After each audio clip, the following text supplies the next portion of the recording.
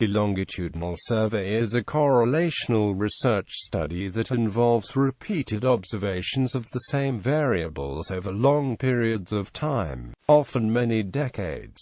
It is often a type of observational study, although they can also be structured as longitudinal randomized experiments.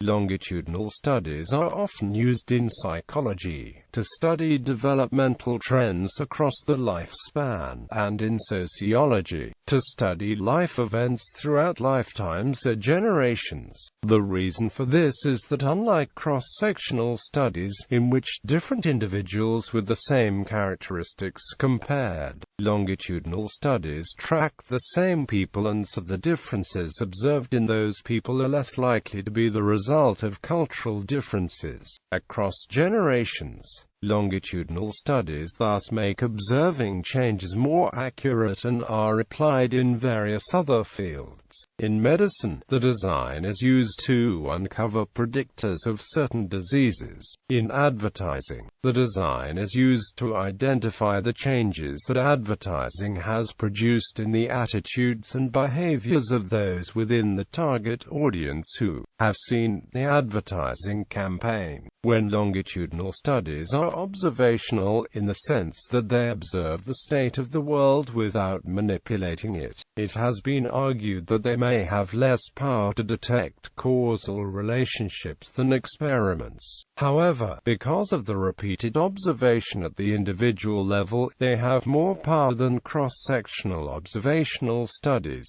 by virtue of being able to exclude time-invariant unobserved individual differences and also of observing the temporal order of events. Some of the disadvantages of longitudinal study include the fact that they take a lot of time and are very expensive. Therefore, they are not very convenient.